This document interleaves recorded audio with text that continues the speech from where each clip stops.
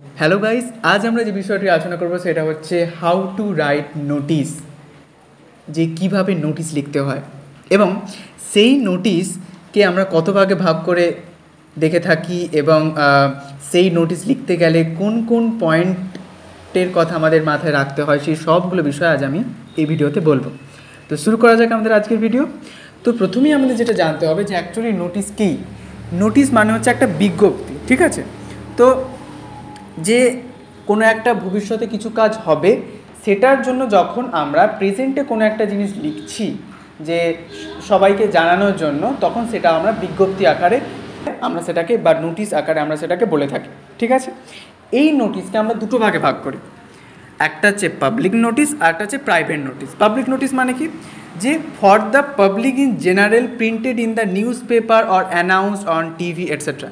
যে সাপোজ যখন করোনা হয়েছিল, তখন করোনা চলাকালীন যে একটা মানে আমরা টিভিতে দেখতে পাই যে লকডাউন হয়েছিল, তো সেটা কি একটা সাধারণ মানুষের জন্য জানানো হয়েছিল, নিউজ পেপারে হোক বা টিভিতে হোক জানানো হয়েছিল, তো সেটা হচ্ছে পাবলিক নোটিশ।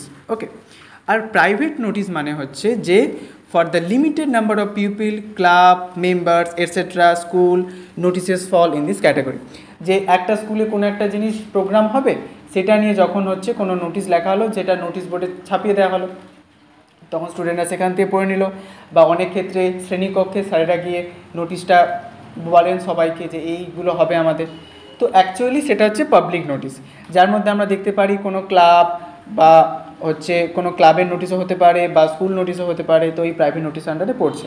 তাহলে পাবলিক নোটিশ মানে যেটা সবাইকে জানানোর জন্য, আর প্রাইভেট নোটিশ মানে যেটা কিছু লিমিটেড ব্যক্তিদের জানানোর জন্য, যেটা স্কুল নোটিশ আন্ডারে পড়ছে, স্কুলের নোটিশ আন্ডারে যেটা পড়ছে। ওকে। এরপর আমাদের যেটা জানতে হবে হাউ টু রাইট নোটিস।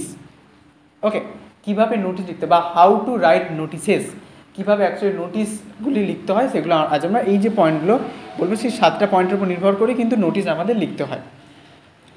প্রথমে 1 নম্বর পয়েন্ট সেটা হচ্ছে যে আর notice should have a heading below notice in caps. যে এই যে তোমরা দেখতে পাচ্ছ এখানে যে নোটিশ লেখার পর একটা হেডিং দেওয়া হচ্ছে। ওকে, এই যে একটা হেডিং দেওয়া হচ্ছে, এই হেডিংটা কিন্তু আমাদের অবশ্যই দিতে হবে। তো এই যে নোটিশের নিচে যে ফর ইন্ডিপেন্ডেন্স ডে, তারপরে এখানে তোমরা দেখতে পাচ্ছ ফ্লাড রিলিফ, নেতাজি জয়ন্তী, তো এই সমস্ত একটা নোটিশের নিচে একটা আমাদের হেডিং দিয়ে দিতে হবে, ঠিক আছে? যাতে নোটিশটা না পড়ার আগে যেন হেডিংটা দেখে বুঝতে পারি আমরা যে অ্যাকচুয়ালি কী রিলেটেড নোটিশটা হতে চলেছে। ওকে, তাহলে notice should have a heading below notice in caps. নোটিসের নিচে একটা নোটিশ লেখা আছে, তার নিচে একটা আমাদের হেডিং দিতে হবে। তারপর 2 নম্বর, it may not be numbered but it must be dated on the right corner.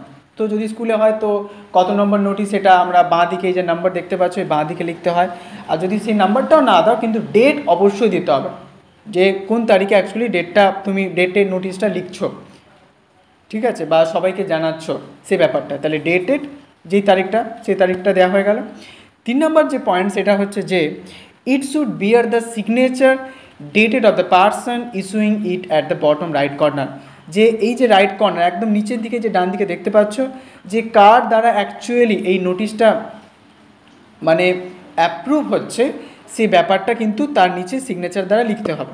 মানে কে অ্যাকচুয়ালি এই নোটিশটা লিখছেন, যে তার সিগনেচার অবশ্যই থাকতে হবে নিচে। যেমন এখানে মানে ইন্ডিপেন্ডেন্সের জন্য হেড স্যার মাস্টার করছে, তাহলে হেডমাস্টার একটা সিগনেচার এখানে করতে হবে একদম ডান দিকে নিচে, ঠিক আছে? তারপর 4 দাগের পয়েন্ট যেটা আমাদের মনে রাখতে হবে সেটা হচ্ছে যে ইফ দ্য নোটিশ, যদি নোটিশটা is sign by a student, যদি একটা স্টুডেন্টের দ্বারা যদি সাইন হয়, it should be counter sign by the headmaster or another or. যদি কোনো একটা স্টুডেন্ট যদি একটা বিজ্ঞপ্তি লিখে থাকে, তো অবশ্যই স্টুডেন্টসের সিগনেচার থাকবে, কিন্তু এমন একজন অথরিটেরিয়ান ব্যক্তির থাকবে বা যে খুব উচ্চপদস্থ ব্যক্তির, তার সিগনেচার অবশ্যই থাকবে। যেমন স্কুলে যদি কোনো একটা স্টুডেন্ট যদি কোনো একটা নোটিশ লেখে, তো হয়তো কিছুর জন্য নোটিশ লেখা হচ্ছে এবং নাটকের জন্য হোক বা কোনো কিছুর জন্যে, তো সেই নোটিশে যেমন স্টুডেন্টের সিগনেচার থাকবে, তার সাথে সাথেই সেই স্কুলের সবথেকে উচ্চতর যে ব্যক্তি রয়েছেন, সম্মানীয় ব্যক্তি, তার অবশ্যই সিগনেচার সেখানে থাকতে হবে, ঠিক আছে? তো তাই জন্য if the notice is sign by student, যদি স্টুডেন্টের সাইন দ্বারা হয় যদি, তাহলে it should be counter sign, তাহলে কাউন্টার সাইন থাকবে by the headmaster and the authority. যে কোনো হেডমাস্টার বা অন্য কারোর অথরিটির সাইন অবশ্যই থাকবে সেখানে। আরেকটা যেটা গুরুত্বপূর্ণ পয়েন্ট সেটা হচ্ছে যে 5 নম্বর point, use the present and the future tense and the passive, যে এখানে প্রেজেন্ট আর ফিউচার টেন্সে আমরা লিখবো, আর সেটা প্যাসিভ ভয়েস, আমরা সেটা অ্যাক্টিভ ভয়েসে লিখবো না, প্যাসিভ ভয়েসে লিখবো। নেক্সট 6 নম্বর পয়েন্ট যেটা হচ্ছে যে ইট মাস্ট বি ব্রিফ, অবশ্যই এটা খুব সংক্ষিপ্ত হতে হবে, কারণ নোটিস খুব বড় হলে চলবে না, সংক্ষিপ্ত আমাদের আকার লিখতে হবে, কনসাইজ ফর্মে লিখতে হবে, and written in simple language, এবং সেটা খুবই সিম্পল ল্যাঙ্গুয়েজে আমাদের লিখতে হবে, so that the students of class 5 can understand it, যে এতটাই সিম্পলভাবে লিখতে হবে যাতে ক্লাস 5-এর স্টুডেন্টরা যেন ইজিলি সেটা আন্ডারস্ট্যান্ড করতে পারে, বুঝতে পারে। ওকে, নেক্সট যে লাস্ট যে পয়েন্টটা 7 নম্বর, সেটা হচ্ছে যে আর নোটিস মাস্ট বি ব্রিফ, অবশ্যই যেটা বললাম ব্রিফ হবে, and box to attract the attention, এই যে দেখতে পাচ্ছি এখানে নোটিসটা একটা বক্স আকারে করা আছে, তো বক্স আকারে নোটিসটাকে আমরা প্রেজেন্ট করতে হবে, তো বক্সের আকারে যেন এই নোটিসটা আমরা প্রেজেন্ট করি। তো এই 7টা পয়েন্টের মধ্যে দিয়ে অ্যাকচুয়ালি আমরা নোটিস লিখে থাকি, ঠিক আছে।